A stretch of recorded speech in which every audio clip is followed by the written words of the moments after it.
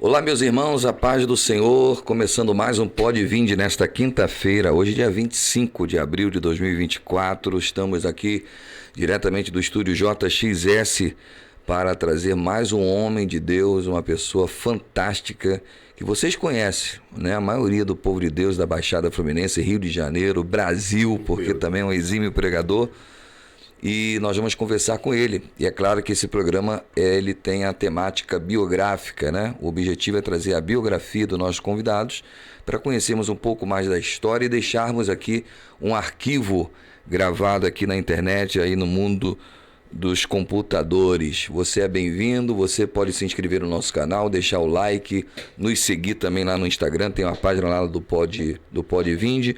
E no oferecimento da nossa igreja, a Devinde, em Miguel Couto, né? Rua Sebastião Schwartz, da Cunha Antiga Gabriela, número 15, e também da ACADECAP, Academia Brasileira de Capelania e Teologia, neste canal que você está ouvindo, que você está vendo esta programação, tá bom? Aqui conosco hoje na mesa, o meu querido pastor Sérgio Cândido. Pastorzão, a paz do Senhor, seja bem-vindo, meu querido. Meu amigo, a paz do Senhor, pastor Toniel Pinheiro, servo de Deus, prazer, abençoado, amigo longa data. Prazer estar aqui contigo nesse dia 25 de abril de 2024. Maravilha, pastor. Pastor, a gente falar da nossa amizade e também da nossa consideração é chover no molhado, né? Verdade. Eu estou trazendo o senhor aqui porque o senhor tem o senhor como referência de pregador, de homem de Deus, de chefe de família, né? Sim. E um pastorzão. E nós vamos conversar um pouquinho sobre a tua história, porque o meu objetivo é trazer aí, colher todas as informações possíveis. Vamos começar pela data do nascimento, como sempre começo com todo mundo. O senhor nasceu quando? Rapaz, eu sou do tempo de Noé. Sou de 1962, né? 15 de novembro de 62. Nasci aqui em Bom Sucesso, Rio de Janeiro, Carioca da Gema. E estamos aí, completei 61 anos agora, né? 61. Seus pais? Meus pais, Mário Cândido, Maria Tereza Cândido, obreiros da obra do Senhor, né? Já são saudosa lembrança, né? Passaram para o Senhor, mas foram obreiros denodados na obra do Senhor, dedicados. Sempre moraram nessa região ali mesmo, de Nova Iguaçu? Não, nós morávamos em Bom Sucesso, ali na Rua dos Caetés. Sim. Morávamos ali, e depois migramos para Nova Iguaçu. Sim. E o evangelho? Como é que o evangelho chega na vida de vocês? Então, meus pais, eles foram alcançados pelo evangelho, primeiro minha mãe, depois meu pai. E eles foram membros da Assembleia de Deus ali em Caetés durante um bom período e somos ali oriundos, né? Nos levavam para a oração, os cultos. E assim começou a nossa vida. O Caetés é o mesmo da Assembleia de Deus em Bom Sucesso, que está na Avenida Brasil? Ali, não, fica em cima, ali na Rua João Magalhães, hoje sim. Pastor José Mário. É um outro Caetés. É grande também, né? Grande, grande. Na época era o pastor Agostinho. É Confraderge? Confraderge. Confraderge eles, né? Legal. É só uma curiosidade também, né? Tem muito ministério que eu não conheço ainda. Sim. Né? E então o senhor foi criado no Evangelho. Criado no Evangelho. Não foi em berço o Evangelho porque não tem, né? Isso mas é uma expressão nossa. Mas foi criado no Evangelho. Criado ali no Evangelho, desde a minha tenra idade, círculo de oração, consagração, cultos doutrinários. E isso para mim foi muito importante, que marcou a minha vida. E hoje eu louvo a Deus porque eu sou de oração, sou com trabalho de oração, doutrina. O senhor continua o mesmo padrão mesmo. Mantém esse padrão. E antes do senhor ir ao ministério, o senhor congregou onde? Vocês congregavam onde? Lembra da igreja que vocês congregavam? Na época da tua infância? Minha infância foi lá em Caetés mesmo. Em Caetés. Tá. Quando veio para Nova Iguaçu? Mesmo morando em Nova Iguaçu, nós íamos para Caetés, fazer aquele trajeto ali do Brasil, vindo do Brasil. Meu Deus. Não perdíamos um culto em Caetés. Que benção, né? E era difícil, né? Era difícil. O transporte naquela época, né? O transporte dificílimo, era só a linha do Presmic antigo, passava na Estrada do Iguaçu, Boa Esperança, e era aquela única linha. E a tua chamada, a tua vocação para o ministério, como é que ocorreu, pastor Cândido? Você lembra disso? Lembro. Deu-se, na verdade, quando eu estava indo para a Marinha, fazendo prova para a Marinha, 18, 19 anos. e pronto para embarcar para a Marinha, depois de passar em todas as provas. Nesse dia do embarque, para a ilha de Marambaia, Deus é tremendo, né? O sargento Ari, na época, eu lembro o nome dele, né? Falou, Sérgio, o seu nome não consta na listagem. Quando ele fala meu nome não consta na listagem, claro, eu fiquei muito frustrado e, por que não? Já pronto para embarcar? Não está. E não estava mesmo. Foi ali que Deus me chamou. Eu fui na oração na irmã Leia, pastor Antônio, ali perto da linha, ali é Chavante, e ali aquela serva de Deus profetiza na minha vida e fala, homem, tem uma obra contigo, e essas divisas no seu ombro aí. Eu falei, pronto, é a Marinha mesmo. Mas não, era chamada ministerial. Era ministerial. E tem se confirmado, né? Tem se confirmado. Agora, o senhor pertence a uma família de pastores também, seus irmãos? Todo mundo envolvido com o ministério? Meus parentes, primos, todos, boa parte são pastores. Boa parte, sim, né? São pastores. A família Cândida meu irmão bem... é presbítero, mas aí a maioria dos pastores que são da minha família são primos meus. Ah, sim. Pastores. E são quantos irmãos? Somos 5 irmãos. Como é que é o nome deles, pastor? Rosineia, Roseni, Rosemar e Mário Cândido Júnior, o caçula. A esposa do Hernandes é Rosineia. É a Rosineia. Rosineia Cândido Leal. É uma das mais velhas. A mais velha é Roseni, esposa do pastor Ivan, que congrega comigo lá. Roseni Cândido, essa é a primogênita. Depois vem Rosineia, aí na sequência eu, Júnior e Rosemar. São missionárias abençoadas. São dedicadas à obra de Deus, eu vejo lá. Que maravilha. Então, a sua chamada ministerial começa ali com 19 anos, 18, 19 anos. 19 anos. Por aí começa. E começa a desenvolver em Caetés mesmo? Não, vim desenvolver essa chamada já aqui em Nova Iguaçu. Em Nova Iguaçu. Em Nova Iguaçu. Apesar que nós passamos um período também, na época lá em Bom Sucesso, no pastor Adiel Cunha de Moraes, saudosa lembrança, né, que foi um dos pastores da SEADER, ali na Guilherme Frota. Pastor Evaristo também foi um dos nossos pastores ali. Nós passamos pela mão de alguns pastores bons aí na época, ensinadores, formadores mesmo de obreiros. E dali nós viemos para Nova Iguaçu. Foi quando começamos o trabalho aqui em Nova Iguaçu, já junto com o pastor Hernandes Leal. O Hernandes Leal aí fundou a Assembleia de Deus do Bairro Brasil. Mas nós tínhamos o respaldo do pastor Adiel Cunha de Moraes, de Bom Sucesso, que era um pastor que era da SEAD. O trabalho começou apoiado. É sempre assim, né? Não tem jeito, né? Todo mundo começa apoiado por alguém, né? Nós até viemos com um título interessante, que era Assembleia de Deus Independente. Porque naquela época havia muita dificuldade, né? De adentrar numa convenção. Então havia questão de metragem, né? Quilometragem. Tinha que ter 3 quilômetros, 5, sei lá. E os pastores, ninguém abria mão, né, do seu espaço, né? Chamado do seu espaço físico, né? Mas aí ficamos ali na casa do pastor Hernandes, onde começa o trabalho, na verdade. E ali já trabalhávamos como obreiro, né? Um auxiliar de trabalho ali. Era onde é a igreja, a casa do pastor Hernandes mesmo? Ali onde é a sede hoje? Não, na verdade começou na sala do pastor Hernandes, a igreja do Bairro Brasil. Começou na sala da irmã Catarina, mãe do pastor Hernandes, saudosa lembrança, cedeu a sala dela para fazermos cultos. Então nós fazíamos culto na sala e fazíamos muita oração assim do lado, que era uma goiabeira, então ali foi palco de muita oração e muito culto. Meu Deus. Uma goiabeira que tinha do lado da igreja, do lado da casa do pastor Hernandes. Isso foi o quê? 1970? 75, 76, 77, por aí. E foi só crescimento. Só crescimento. Deus confirmou a obra, né? Confirmou a obra, é verdade. Eu ainda não entrevistei ele, nós estávamos falando até no bastidores aqui. Sim, verdade. E eu vi já fotos de trabalho, ele na frente da banda de música, passeatas, né? Sim. O Bairro Brasil era uma das grandes igrejas. Eu lembro que meu tio comentava muito comigo, meu tio Pedro e meu pai Antônio, falavam muito do pastor Hernandes. Pedro Pinheiro. Eles falavam e respeitavam muito o pastor. Falava Hernandes e tal. Aí dali o pastor Hernandes fez a casa dele, que era nos fundos da casa da mãe dele, que passou a ser a igreja. Ele cedeu a casa dele para fazer a igreja. Que lindo, né? A igreja na parte de trás lá. Chegou a quantas congregações ali no comando do Hernandes? A Bairro Brasil chegou a um número expressivo de congregações. Nós ultrapassamos 40 congregações. Eita. Porque nós tínhamos, além de toda essa região da Baixada, campo enorme, tínhamos o campo também da região, região Costa Verde. Sim. Verde. Então, Costa Verde também era ligada, atrelado ao Bairro Brasil. Então, Santa Cruz, Itaguaí, né? Itaguaí, Sepetiba, aquela Muriqui, aquela área de Muriqui, Praia do Saco, todo ali fazia parte, né, das igrejas do Bairro Brasil. Então, o Bairro Brasil era uma igreja crescente, né? Cresceu muito o campo de Bairro Brasil, expandiu-se bastante.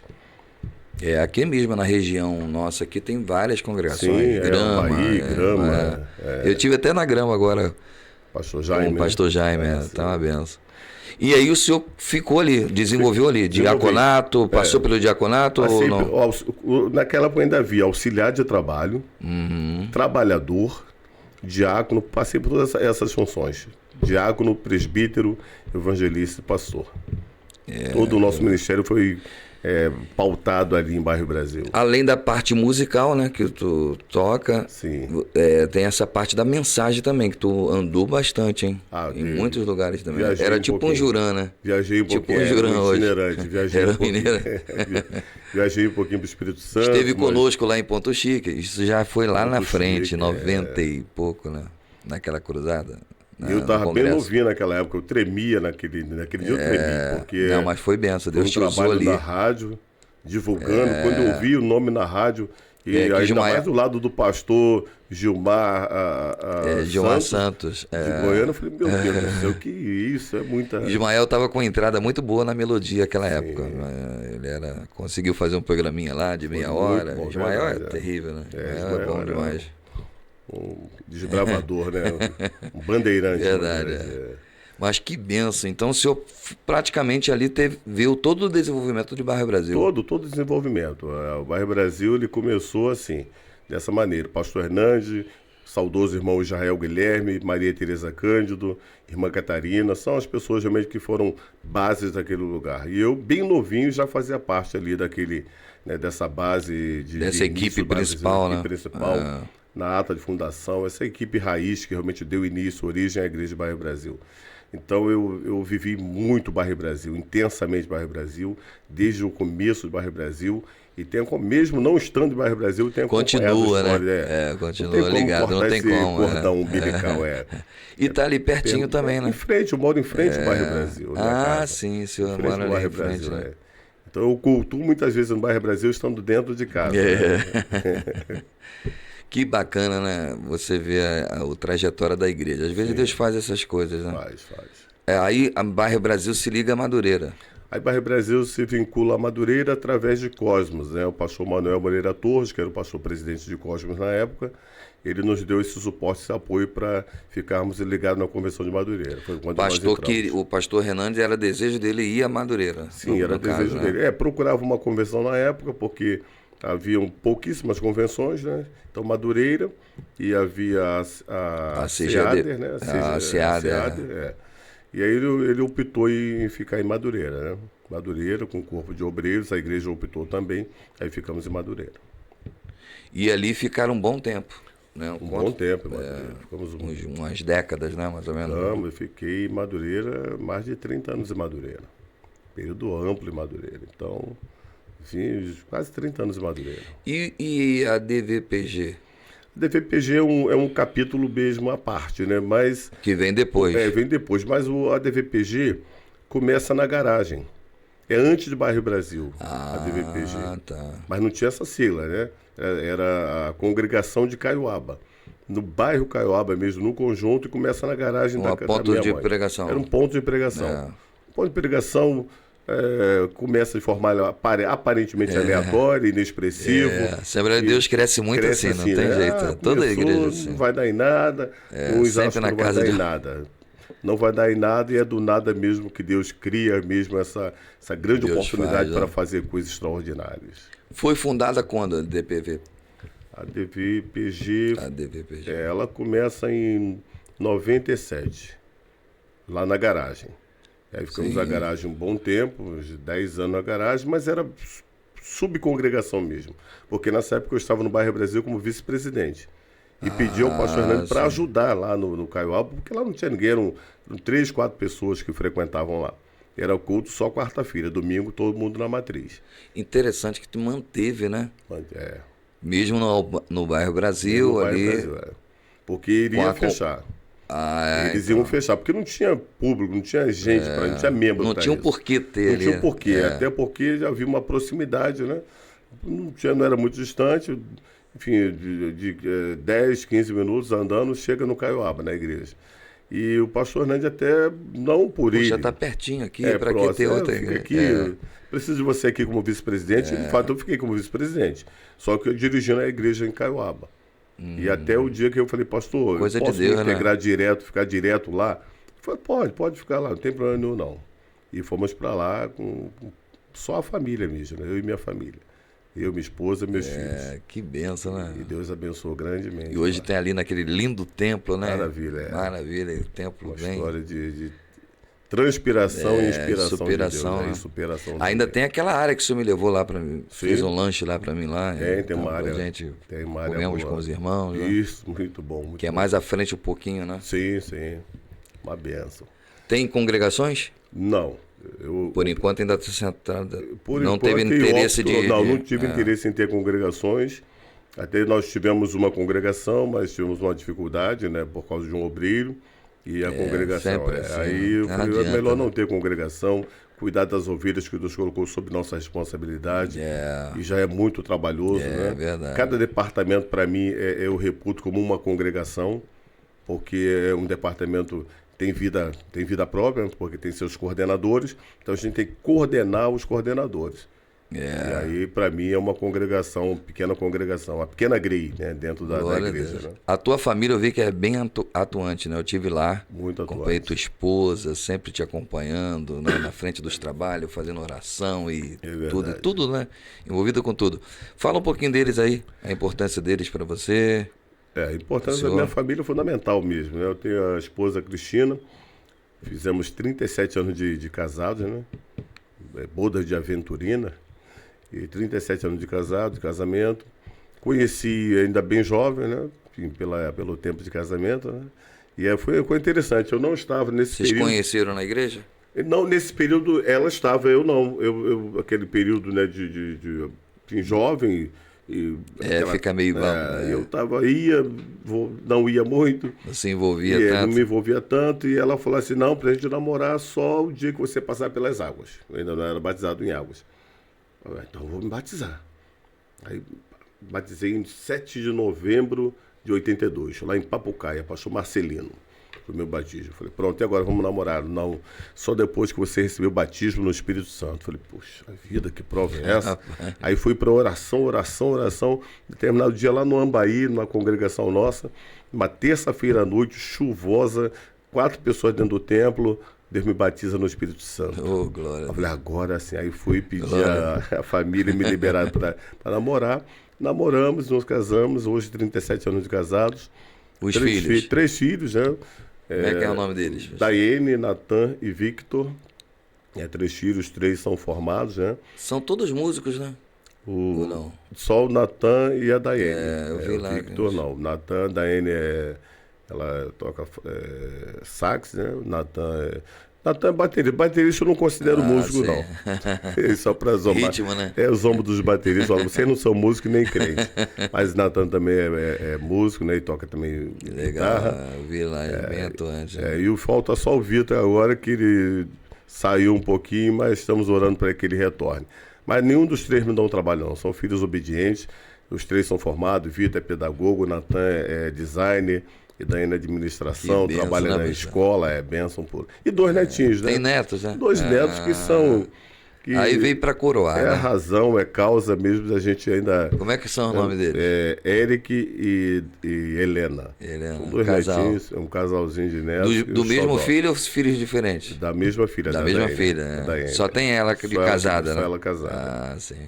As netinhas são uma bênção na minha vida. Maravilha. A igreja ali, o pessoal muito bacana, né? Muito simpático. É uma igreja muito família, né? Eu louvo a Deus porque é uma igreja muito família. Eu quando fui dirigir Caiuaba, a palavra que eu dei lá no Caiuaba, eu falei, irmãos, eu não suporto fofoca. Se houver foco de fofoca, eu já vou desmanchar, porque então já foi dar uma palavra já para afastar quem tinha esse hábito, né? Esse mau hábito, né? Mau costume. Então, é uma igreja que não tem... É muito família, não tem essa coisa de... Verdade, eu vi lá. Não permito isso, por Deus, não permito. Tem a escola bíblica, né? Que o senhor já tive o prazer de estar lá numa. Foi maravilhosa aquela escola. Tem fotos, tem registro daquela escola lá. Do arrebatamento, né? Falamos sobre o arrebatamento. Mas você domina teve agora o pastor Joabe Matos, né? Pastor Joabe ministrando, Matos. Foi ontem, né? Foi ontem. Pastor Joabe Matos, pastor Basileu Reni. Basileu, meu Deus. Se puder, traz esse homem aqui. Preciso trazer. Uma relíquia, é um homem de Deus. Missões um homem espetacular. 74 anos de idade, uma mente lúcida, espetacular. Um homem que tem ele está onde agora? Ele está em Brás de Pina, Assembleia de Deus em Brás de Pina. Um homem realmente com muitas experiências. Pregou muito na minha época de crianças e adolescentes. Bernardo Johnson, ele fazia parte da equipe, né? O homem realmente... ele fazia parte do Bernardo Johnson. Ele e o irmão dele também. O Hélio. Eu vi uma pregação do Hélio, nunca mais esqueci. Ele pregou sobre cedro do Líbano. Meu Deus do céu. Nunca mais esqueci daquela. Ele marca muito. Marca Como demais, é que pode, né? O Basileu também tem isso, tem essa característica. Tem também, é marcante. Muito... São homens que trazem pérolas que marcam a nossa vida. Eu vou levar o brasileiro lá na igreja. Uma frase desses homens, são homens experimentados, né? Homens que têm realmente vida, história com Deus. E pastor, me ajuda a trazer esses homens aqui no podcast. Ajuda. Pra gente poder fazer biografia deles. Eles agora estão sob o meu comando. Comecei a comandá-los. Tem um grupo lá agora, né? É um grupo, de oração. Estamos formando uma caravana de oração. Então esses homens eu vou fazer parte disso aí também. Vai ser um prazer. São pessoas, são homens quebrantados. São homens que choram. Porque muita gente olha esses homens no altar. A gente precisa, pastor. E a gente não percebe que são homens que têm um quebrantamento, que têm vida com Deus. Não somos super-homens. Não são apenas pregadores, não. São homens que gostam de oração. Só que muitas vezes o próprio tempo, né, vai tirando isso de nós, né? E esquecemos que quando os apóstolos... Tá bonito aquilo, hein? Lauri Vilas Boas, pastor Carlos de Oliveira. O senhor tem dado um apoio tremendo ao pastor Carlos, né? É uma pessoa realmente que eu gosto bastante. Ele está congregando com o senhor? Não, ele é de Madureira. De Madureira. Mas hoje vai estar conosco de novo no encerramento da escola bíblica. Ele está sempre ali. Está sempre lá. Sempre lá, uma pessoa meio E vejo que ele fica bem ali, bem isso feliz. Alimenta a alma dele. Se sente bem, se sente bem, acolhido, né? Acolhido. Porque, infelizmente, nós temos essa questão, esse problema, né, em nosso meio, né? Que lá na rádio eu toco muito hino dele. Deixar para trás pessoas que não estão em evidência, né? E a gente precisa resgatar isso. Trazer todos conosco, né? Verdade, não deixar ninguém para trás. Ninguém fica para trás. Isso aí. Trazer todos conosco. Que benção. E esse trabalho como é que é feito? É de quinzenal, mensal, semanal? Como é que de oração? Não, nós temos buscado, na verdade, até lugares onde nós... Sabemos que a fonte é boa, né? A instância é boa para estarmos orando. Então, se tiver oração segunda-feira... vocês estiveram no Logos, no Germano. Lá quinta-feira. Então, a gente está procurando agora um dia de segunda-feira. Na verdade, como eu não estou encontrando, já propus a eles fazermos lá no meu terraço, o chamado Café Teológico, com oração. Tá. Então, a gente tem terça no Caiuaba, quarta estamos ainda vendo um local para fazer... a princípio, né? E quinta, pastor Germano, ou irmã Clemência também, que é das antigas, e sexta, missionária Malvina, também antiga, né? Antiquíssima ali da UF, muito bom. E eles gostam, amam esse trabalho. Não, é bom demais isso. A alma daqueles homens se derrama nesses trabalhos de oração, isso é muito bom. E o senhor ainda continua palestrando, né? Teve agora no pastor Joedson Costa Dias, né? Sim, estive no pastor Joedson ministrando numa palestra muito boa, né? Falando sobre obreiros, né? Sobre liderança. E foi bom. Eu gostei da proposta do pastor Joés, que ele fez uma proposta fazendo uma analogia de tempo, né? Linha do tempo. Linha do tempo sobre o obreiro, a visão do obreiro ontem, hoje né? E amanhã, futuro. Então, coisa muito boa. E eu gostei que deu para fazer um paralelo, uma comparação sobre, né, o saudosista, sobre o contemporâneos, enfim, muito boa a palestra. Para buscar o equilíbrio, né? Para buscar o tempo de equilíbrio. E o pastor Jair é um homem visionário, né? Homem de visão. Eu quero trazê-lo aqui também, né? Vamos ver se eu consigo trazê-lo aqui. Nós vamos estar agora de novo, sábado agora próximo, numa palestra, um simpósio de missões lá na igreja dele, né? Nem me sinto à vontade de falar de missões, porque o homem lá é catedrático de missão, né? Ele é o primeiro aqui da nossa região a, exatamente, a pisar em África. Chamaram, né? Eu tenho que atender esse chamado. Não posso deixar passar, recuar, não, de jeito nenhum. E sempre ajudando o teu irmãozão, teu cunhado e irmão, né? Hernandes, né? O pastor Hernandes, a gente tem uma ligação muito, muito grande, né? Além de... Na plenitude, né? Além de sermos cunhados, né? Apesar que dizem que cunhado não é parente, mas é parente sim, né? Até verdade. Esse dia eu me lembrei de Obabe, né, o cunhado de Moisés, que foi o Cicerone, né? Que ajudou muito Moisés na caminhada do deserto. E então cunhado realmente... Meus cunhados me zoam muito com isso. E o pastor Hernandes é um cunhado que eu tenho o prazer de estar junto. E no Ministério Plenitude, vamos estar com ele primeiro sábado de junho, na oração dele. E essa caravana vai estar lá. Por enquanto tem 11 pastores na caravana. Vão estar todos juntos lá para dar um aporte para ele lá. Né? Pessoal muito dedicado. Depois eu me aviso a data. É primeiro sábado de junho, mas eu mando. Primeiro de junho, né? Primeiro sábado de junho. Tá. Não sei vou estar atento a isso aí. Primeiro sábado de junho. Não sei exatamente o dia, mas é primeiro sábado de junho. Deve ser dia 4, 5, por aí. Vamos estar juntos lá. Que maravilha, né, rapaz? E o Plenitude também, mesmo o Plenitude dele, tem sido bênção, né, rapaz? Tem várias congregações, né? Tem sido bênção. Fera, né? Sabe trabalhar. É muito carismático, né? O pastor é um homem muito carismático. Avivalista. Avivalista. Ele é avivalista. Eu até ele tem uma característica muito, me perdoe cortar, Fica à vontade. Lá eu congreguei em Belfort Roxo com Ademir Dias Duarte. O Hernandes é muito parecido com o pastor Ademir. Um pouco com o Ademir. É verdade. Extrovertido. Extrovertido e no sentido de avivamento também. Avivamento. De pregação, né? Sim, ele é um pregação com fogo, Ele é muito avivalista. O Ademir tinha esse lado. Ele não é engessado, não. É muito avivalista. As pregações dele são muito temáticas, né? Os positivos se prende mais, né? Mas ele é muito temático. Então ele se solta mais. Joabe já é mais expositivo. Mais expositivo. E interessante que no nosso ministério, eu era muito temático. Mas depois que você passa a presidir... Eu também estou agora... Você fica muito expositivo. Só estou no expositivo agora, Eu só estou no expositivo. Não consigo mais deixar o expositivo. Eu fico até preocupado. Eu mudei muito. As pessoas que nos conheceram falam, pastor, tu mudou muito o estilo. Não é uma mudança de estilo. É porque o pastor passa a presidir, a visão dele passa a ser outra visão. O expositivo é um pouquinho mais profundo também, né? Profundo, vai muito da exegese. O temático é mais evangelístico, né? Mais evangelístico e tal. Né? O temático tem essa característica evangelística, né? Mas que a gente já foi evangelista, então a gente tem essa vibe evangelística. O Silas mesmo é muito temático, né? Muito temático. Usa muito temático. E tu vê que ele é evangelista, né? Mesmo? É verdade. Parte E o pastor Hernandes realmente é muito carismático, é pastor dos pastores. Eu reputo ele como pastor dos pastores. Porque foi ele que consagrou todos nós, né? Mesmo tendo a proximidade de idade, ele reconhecia em cada um de nós uma chamada. Então ele foi consagrando, ele que consagrou toda a indicação dele. É interessante que nenhuma indicação dele era pré-avisado, né? Era sempre em cima da hora. Ninguém sabia quando seria. Ninguém sabia, ninguém tinha aviso que seria ordenado, não. Todas as minhas ordenações foram sem aviso prévio. Vem cá, meu irmão. Deus está mandando você. Estávamos em trabalhos assim, lá em Madureira ou em Cosmos, cantava-se o nome, chamava-se a listagem, mas Deus avisava. Diácono, presbítero, toda ela foi assim. Só quando passou o pastorado que tem aquele trâmite todo, então a gente tem fica sabendo. Jeito. Mas até então, diácono, presbítero, foi sem aviso prévio. E a sua passagem para Seada? Aí saiu de Madureira, foi para Seada. Sim, isso é. Só de Seada deve ter uns 30 anos. Não, Seada eu sou novo. É novo? Sou novo em Seada. Tá. Meu período maior é Madureira mesmo. Minha base toda foi Madureira. Né? Toda a minha história foi como pastor foi Madureira. Eu tive lá naquela sede de Madureira, é lindo demais, né? Carolina Machado, 174. Dá nem vontade de sair da igreja. Muito. Tu fica ali dentro, fica ali.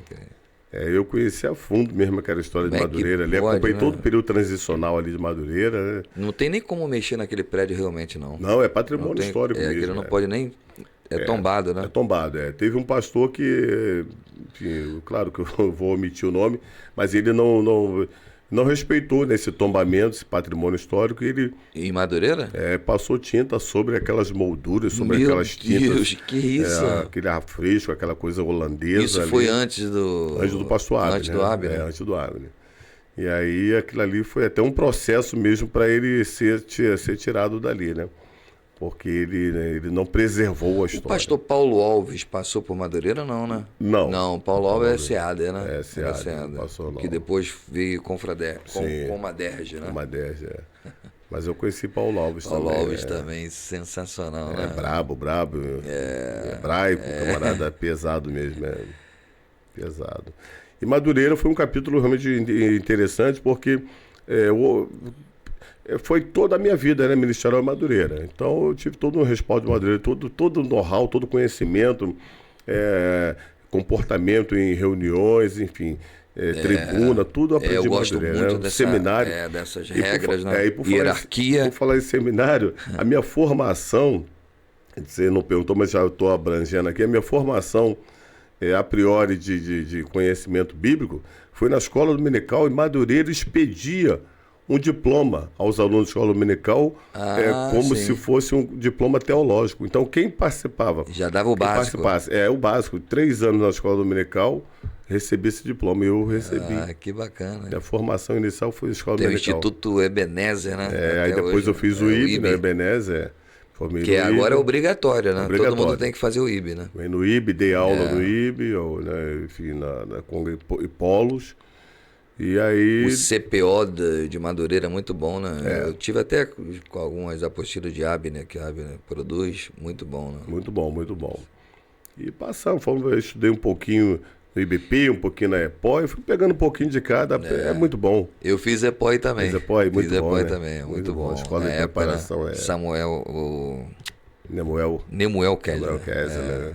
Eu tenho fotos lá. Né? Então essas formações aí pra gente é muito Poxa, bom. Uma pena que acabou, né? É uma pena, era uma baita escola, uma escola referência, né? E algo muito extraordinário. Algumas igrejas tradicionais, né, que saíram acabaram saindo, né? Um pouco do rumo, na realidade, eu acho que a palavra certa seria essa, né? Tipo São Cristóvão, né, por exemplo. Agora está retornando, né, que a CADB assumiu o templo de novo, né, revitalizou, né? O templo, mas o outro templo passou agora para Madureira. Passou para Madureira. Fiquei sabendo disso também, agora do o templo da frente, o da frente, né, mais adiante um pouquinho, já entrando ali que é lindo. É lindo. O novo. Agora é Madureira, né? Madureira, agora passou. O Gessé Maurício, na realidade, ele é um evangelista, né? É evangelista. A chamada dele não é muito pastoral, não, assim, na minha visão, né? Sim. Mas vamos lá, na formação. Passou pelo Ibaderge também? Ou não? Não, o Ibaderge não. O Ibaderge só apoio. Coloquei na igreja lá também. O ETAD fiz também. Tudo que era seminário, eu vou lá fazer. ETAD, IBP, vamos fazer. Aí participava de todos esses seminários aí. Dava muita formação pra gente, né? Informação também, né? Até porque idos de 80 nós tínhamos muito pouca coisa na área teológica, né? Muito pouca coisa. E ainda hoje nós temos... não tínhamos nem Bíblia de anotar, nada. Era Bíblia tudo de anotação, nada. Era Bíblia com rodapé, né? Rodapé, referência no rodapé. Isso. E, na verdade, até hoje nós temos essa deficiência, a nossa Igreja Assembleia de Deus tem essa deficiência por não termos uma teologia estritamente pentecostal. Isso é uma falha nossa. É verdade.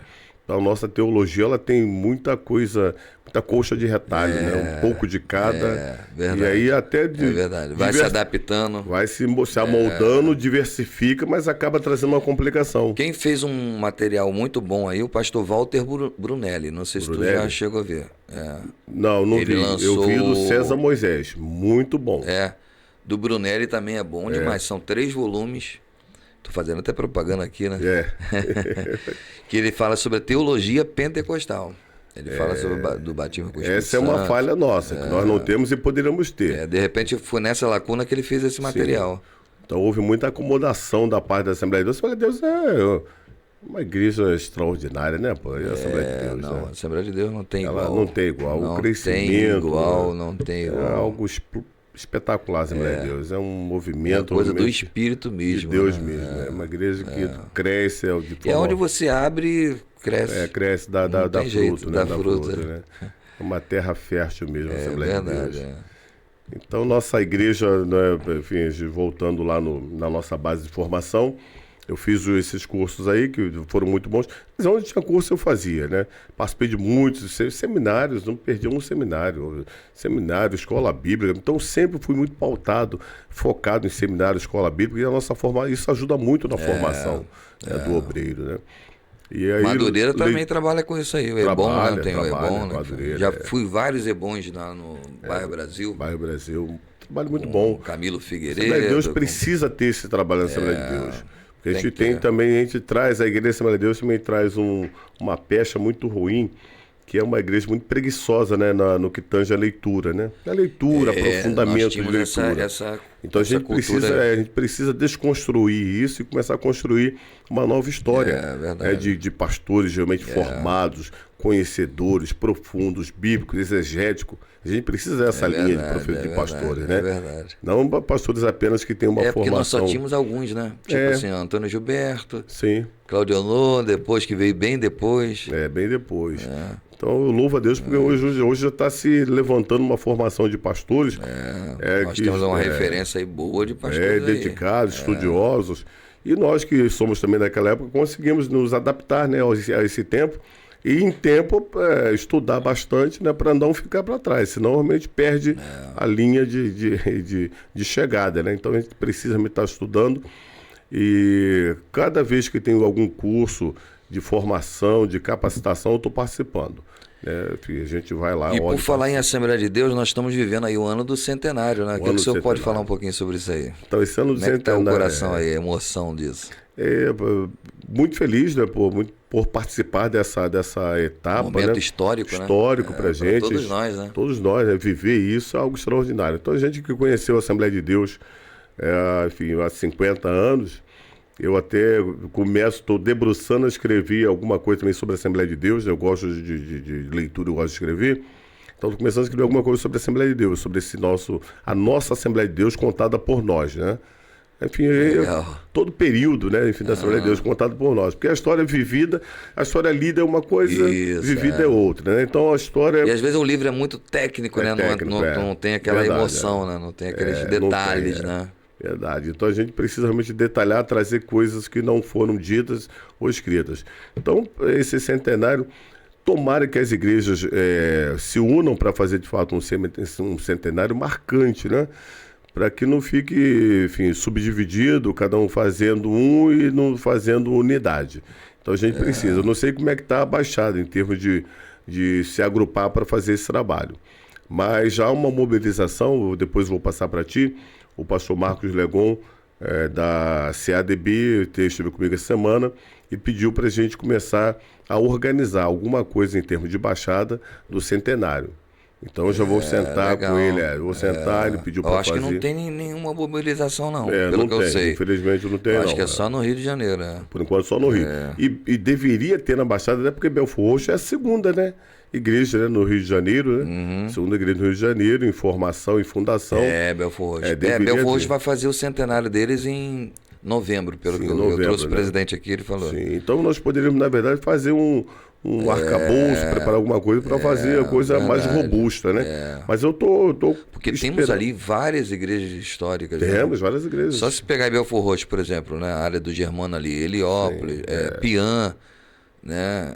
Castelar, são igrejas que são paralelas ali a Belford Roxo. É verdade. Praticamente, né? Um pouco mais nova, né? Mas... Então esse centenário, tomara que não se esqueçam, né, de colocar no centenário realmente pessoas que foram marcantes, importantes, né? Importantes na fundação, na formação, que deram bases realmente sustentáveis para chegarmos onde estamos hoje, né? Inclusive, sobre Belford Roxo particular, eu estou trazendo o pessoal de Belford Roxo, os históricos, né? Sim. O pessoal que conhece. Que o presidente agora, atual, ele nem assim sabe... Nelson, né? Ele é muito gente... boa, mas é de 90 e pouco. Não conhece. Então ele não conheceu a história. Não conhece. Aí eu trouxe o Leilson, através da CPAD, trouxe cada pastor, por causa da ata, né? dos presidentes desde o início, desde Gunnar Wingre até o dia de hoje. Legal, né? Bacana. Muito bom. E vou trazer outros aqui também ainda, outros pastores que passaram por lá e irmãos, né? Isso é importante. E esse trabalho que o senhor está falando da CADB, essa ideia de fazer com a Baixada Fluminense é legal. Né?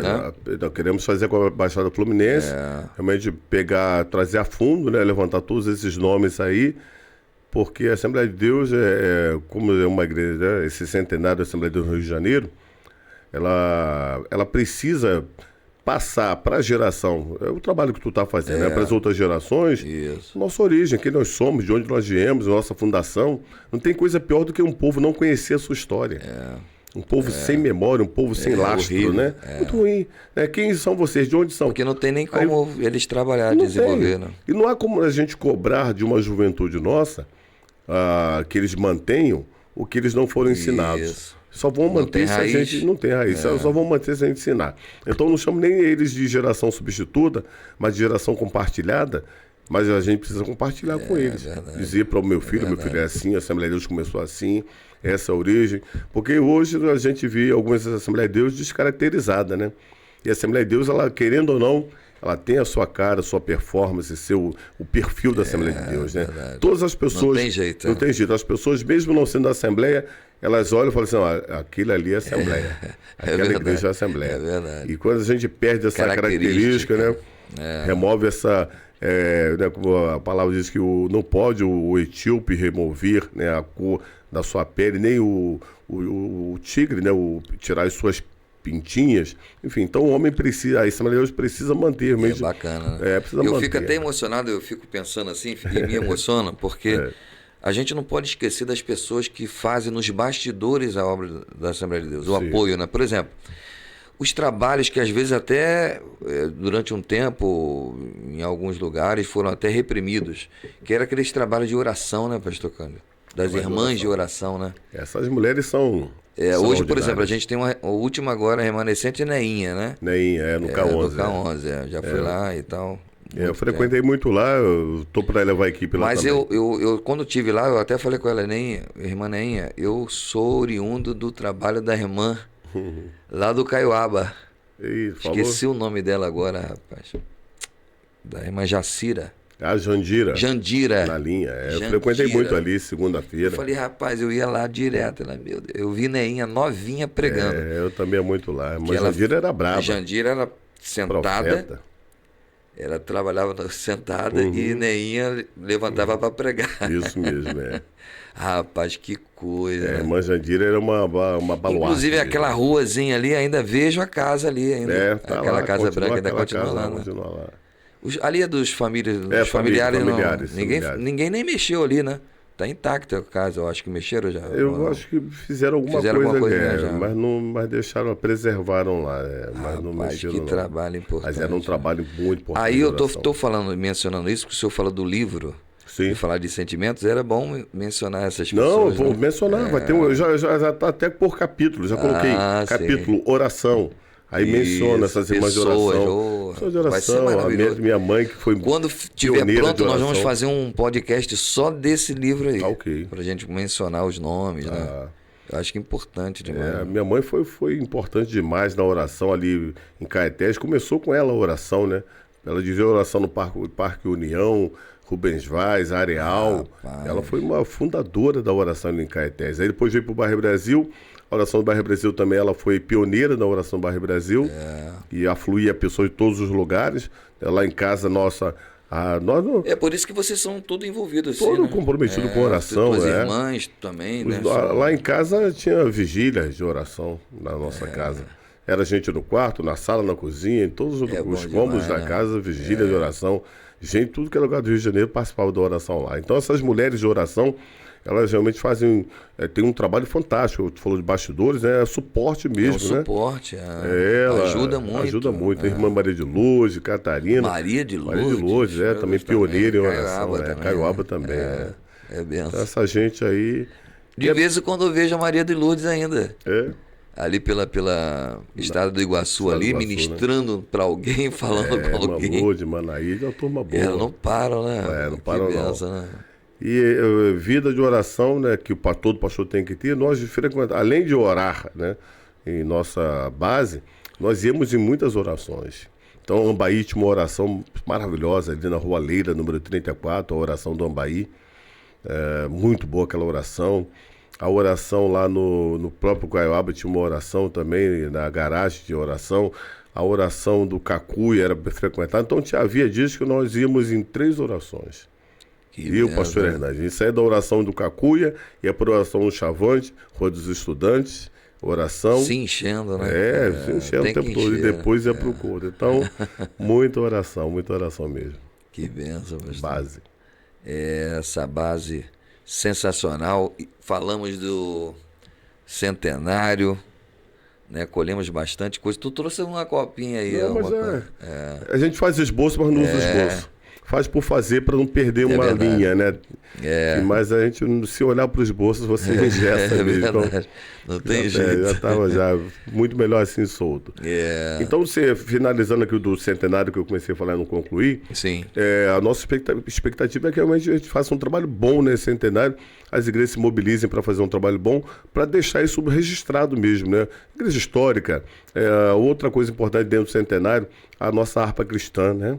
100 anos também da harpa cristã. É verdade. E a gente vê algumas igrejas que são Assembleia de Deus que estão deixando a harpa de lado. E nenhuma igreja, seja ela, enfim, da linha ortodoxa ou enfim, ou progressiva ou reformada, ela não abandona o seu inário. E a Assembleia de Deus, algumas delas, não são todas, né? Começaram a deixar de lado e começou a instituir alguns outros grupos para cantar sem cantar a harpa cristã. É verdade. Então, na nossa igreja, nós era um sonho nosso ter uma orquestra. E nós conseguimos, né? Ano passado, organizar a orquestra. Então, todo culto nós cantamos o hino da harpa cristã, além de abertura. A abertura, a harpa cristã, o centenário da harpa cristã também. E são hinos extraordinários, maravilhosos, que não podem ser deixados de lado. Se a gente não continuar cantando, a geração que vai vir aí... Não vai aprender. Não vai aprender. Então, e é fundamental, né? É fundamental. Nesse próprio trabalho de oração que a gente estava falando, a base é o hino da harpa. É o hino da harpa cristã. É o que funciona ali, é o que... E hoje formar mulheres também de oração... E eu vi o senhor fazendo isso com os pastores lá, agora, eles cantando, né? O pastor... Joab e o pastor Mauro de César Tertuliano. Grande amigo também. Fizeram um dueto lá bonito. Ficou bonito, né? Mauro César, um amigo da... eu acho interessante você... Homem de Deus. Homem de Deus, né? Pra gente, a amizade, né? Essa fraternidade, vínculo, né? Esse vínculo, ele suplanta qualquer sigla, né? Não tem sigla que venha interferir em amizade, né? Então o troço ficava, não, porque eu sou de tal lugar. Isso, nada. Besteira, bobeira. Somos bobagem mesmo. Bobagem. Hoje a gente está aí unido, estou na SEAD, estou na Comadeste. Alguém me falou, pô, tu tá na Comadeste agora? Eu falei, não, eu estou em todos os lugares, Comadeste, eu estou na SEAD, enfim, a gente transita. O Joab apareceu lá na nossa convenção, convidado por um amigo. Eu falei, meu irmão, tu vai pregar 2 horas. Que isso? Eu falei, não, coloca na pauta ele aí para pregar aí. Tá? Eita, maravilha. Aí ele pregou, foi uma bênção. Trouxe uma mensagem tremenda. Maravilha. Quase 2 horas de palestra. Meu Deus do céu. E quem tem, e assim, né? Falando, tem que ser, né? Tem que ser. Senão a gente poderia, não, ele é da SEAD, não vai falar que não. Não, tem autoridade, nossa cabeça vai falar. Outra, né? Verdade. É homem de Deus. Nossa cabeça é outra, né? Tem essa flexibilidade, né? Flexibilidade, né? De compreender que nós não somos rotulados, né? A CGADB, até que enfim, que eles... Agora nós temos 6 convenções, né? Sim. No Rio, né? Ela aderiu, né? Que era mais fechado, muito né? Fechado, fechado. E é muito ruim, né? Desde que tem uma boa organização, né? Uma estrutura, organização. Enfim, não há problema nenhum. Né? Se não vem de bagunça, não vem de dissidência, de confusão, é legal. Dá para você abraçar, né? E a gente também não pode ficar, enfim, fechado, círculo fechado, não deixar ninguém crescer. Se vai crescer, deixa o camarada crescer, né? Expandir o seu trabalho, né? Com essa divisão da CADB, a convenção que eu pertenço mesmo, que é de Santíssimo, veio através disso. Aí o presidente chamou o presidente nosso e falou, abre e põe o nome CPAD, por causa da CPAD. Ah, tá. Aí por isso que o nome é CPAD já. Ah, entendi. É pequenininha, tem 5 anos. Mas o ela pastor tá bem... lá que é o mesmo? Lá é o pastor... Valmir, não? Valdemir de Araújo. Valdemir, o Carlos de Araújo. Ele foi vice-presidente da Comaderj durante muitos anos. Sim. Tentava as eleições, mas nunca conseguia. Mas não houve rompimento, nada. Sim, Foi teve uma oportunidade, né? Sim. Aí ele acabou criando. Oportunidades. A gente... foi... Então, mas foi tudo legal, né? Já fui na sede lá com ele, em Belenzinho. Quando eu saí do Bairro Brasil, foi uma questão de oportunidade também, porque se eu ia ficar subjugado, e o trabalho do Caiuaba até poderia fechar na época, né?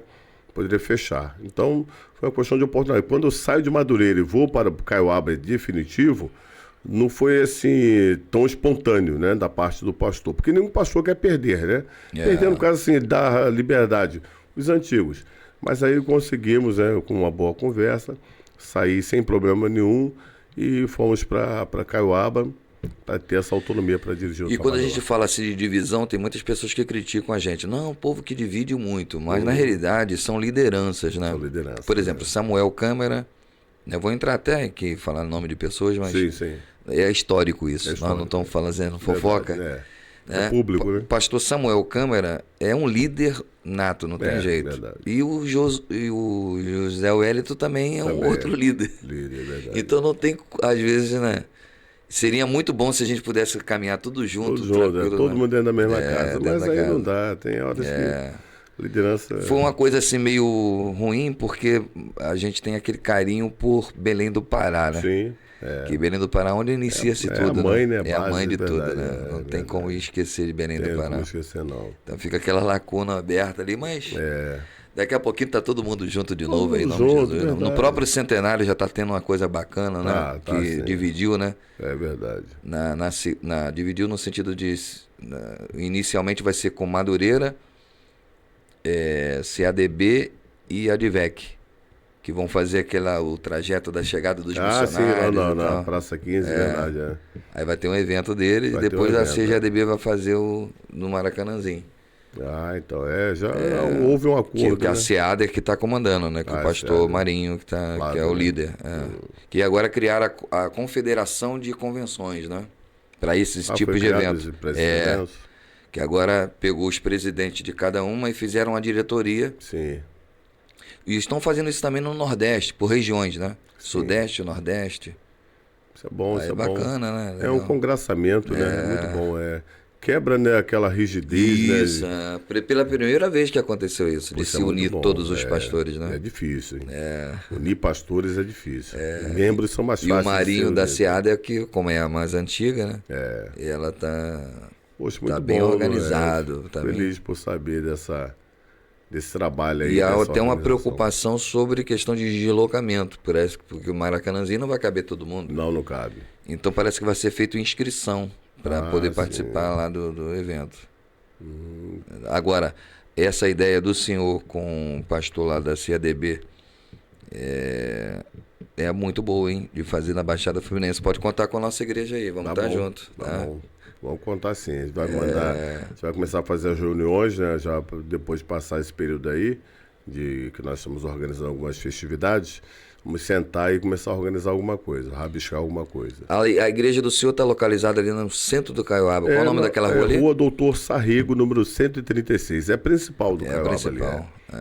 Rua do Comércio. Rua do Comércio ali. Principal. Ali os cultos Terças, quintas e domingos, nossos cultos, né? Escola dominical funciona normalmente. Algumas igrejas da Assembleia de Deus também acabaram com a escola dominical, uma pena, né? Mas nós não abrimos mão da escola dominical. E graças a Deus nós conseguimos furar o poço lá na igreja.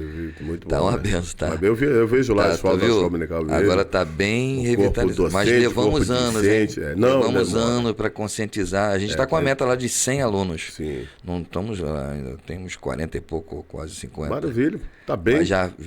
tá muito legal. Dentro do que nós tínhamos. Sim, a proposta não tínhamos quase nada de escola dominical. E um outro fator também importante é o nosso culto doutrinário. Né? O nosso culto doutrinário também não abre mão do culto doutrinário, de ensino, né? Alguns até mudaram o nome de culto doutrinário, porque parecia que esse nome era um pouco afrontoso e aí afugentava os membros. Aí mudaram para o culto de ensino, outros mudaram mas é um culto muito bom. Importante. Eu tenho trabalhado muito esse culto. Claro que tem uma evasão muito grande. É um dos cultos que eu mais gostava na igreja, era esse culto. Eu também. Sempre gostei do doutrinário. E hoje a gente está trabalhando muito assim, porque também havia uma falta de entendimento pastoral dos antigos, né, em dar um culto doutrinário. Então o culto doutrinário basicamente era formado, trabalhava muito a ideia de usos e costumes e não trabalhava mesmo Bíblia no culto doutrinário. Ensino doutrinário, né? Doutrinas fundamentais. Então, quando você passa a implantar isso... É porque tinha muito costume muito uso e costume naquela época. O pastor trabalhava muito isso, né? Hoje não, hoje os cultos doutrinários nossos, pelo menos nossos, a gente trabalha muito com questão de doutrina mesmo, né? Doutrinas fundamentais, traz assunto teológico, aplica à igreja. E ainda mais hoje que a heresia está muito grande, né? Muito grande, nós estamos aí com um combate enorme, principalmente acerca dessa... inclusão, né? Que tem sido um problema seríssimo, né? Em nossas igrejas, Assembleia de Deus, no geral, né? Mas a Assembleia de Deus também já está tá tendo essa infiltração. E devido a isso, tem pastor falando até de reformular a Bíblia, de atualização. Atualização, hoje ficando... E pastores célebres, né? Homens pastores foram nossos professores em seminário teológico. Né? Esse dia eu fiquei espantado com um que foi meu professor. E o camarada lá em São Paulo, hoje o camarada está totalmente avesso, né? A própria palavra. Ele já aderiu à igreja inclusiva, perdeu milhares de membros, ele mesmo cita isso. E ele falou que entre a Bíblia e a compaixão, ele fica com a compaixão. Então a gente fica preocupado com pastores que realmente eram formadores de opinião, teólogos, enfim, ensinadores, hoje estão pervertidos, né? E tentando perverter o texto sagrado que enfim, não tem como se dobrar. A doutrina, como o senhor está falando, ela é importante por causa da preservação, né? Preservação da igreja, né? Preservação da igreja. A igreja, ela se preserva pela doutrina mesmo. É a cerne, né, doutrinária, né? Então, algumas igrejas têm trabalhado muito essas questões aí de... eu falo, irmãos, quando alguém pergunta, quando é o culto de campanha na tua igreja? O culto de campanha é terça-feira e domingo de manhã. Domingo de manhã Qual é? A escola dominical, é a campanha, nossa campanha. É terça e quinta, né? Não tem essas campanhas nominais, não, porque eu acho que elas acabam sendo uma muleta e um amuleto para muita gente, né? Então tem gente que eu conheço que está há 30 anos fazendo campanha. E não tem mesma coisa, melhor em nada, vida espiritual, eclesiástica. Só para puxar o pessoal para a igreja, né? É, verdade. Pode até puxar, mas se depois desse a palavra de ensinamento, enfim, doutrinar, mas não doutrina não. Aí a gente perde muito com isso, né? Quando deixa de fazer um culto de ensino para fazer um culto voltado para uma campanha que muitas vezes realmente apenas leva o povo, mas não doutrina, não ensina o povo. O que o senhor diria hoje, pastor, para a gente já ir para o finalzinho aqui, para os pastores novos, né? Para essa geração nova que está vindo, de pregadores, de pastores, sobre a questão ministerial, qual conselho o senhor daria para eles? Então, se eles nos ouvirem, né, porque primeiro tem que ter o quebrantamento para ouvir quem tem alguma coisa para falar. Né? Então, se houver essa flexibilização dele, essa coisa flexível de ouvir um pastor embasado, experiente, bíblico, para eles terem uma vida ministerial abençoada, próspera, dizer a eles que tem que estar debaixo de liderança. Não adianta querer criar ministério pessoal na subjetividade. Tem que ter uma vida debaixo de liderança, de autoridade. Alguns itinerantes que a gente conhece por aí não tem pastor, não tem igreja para participar, não participa de ceia. São, na verdade, nômades, né? São peregrinos. E, geralmente, lá nós temos tolhido esse tipo de pregador. Lá não dá para aceitar. Não tem como. Então, a orientação é que eles fiquem debaixo de uma orientação. Terem um pastor a que eles vão prestar conta. Sempre o fundamento da pregação é Bíblia. Eu tenho batido muito nisso, né? Porque tem alguns pastores, pregadores, né, que andam por aí, que acham que tem que inserir dentro da mensagem uma série de coisas extra-bíblicas, né? Então a gente que é biblicista, ou biblista, ou que ama a Bíblia, orienta eles para que eles realmente fiquem na Bíblia, né? É o suficiente, não precisamos de mais nada além da palavra. Somente a palavra pela palavra. Né? Então a minha orientação é que eles realmente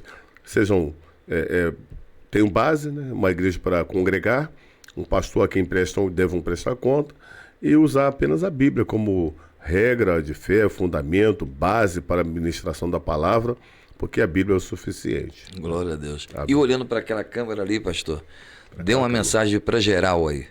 Uma mensagem que vier no teu coração para o povo de Deus. Geral. Para a gente fechar. Tá bom. Amados, um prazer hoje estar aqui com o pastor Toniel Pinheiro. É uma pessoa dedicada à obra de Deus. Enfim, um homem que tem um know-how de conhecimento muito grande. Fora o trabalho, né, que ele faz aí teológico, seminário, psicanalítico, enfim. Eu louvo a Deus também porque eu tenho essa formação psicanalítica. E isso fica para uma outra data. Mas nossa palavra a cada um de vocês é que estamos perto do fim. Creio que a igreja está próxima do arrebatamento. Eu não sei se é a nossa geração, será a geração que precederá o arrebatamento, ou será a geração do arrebatamento.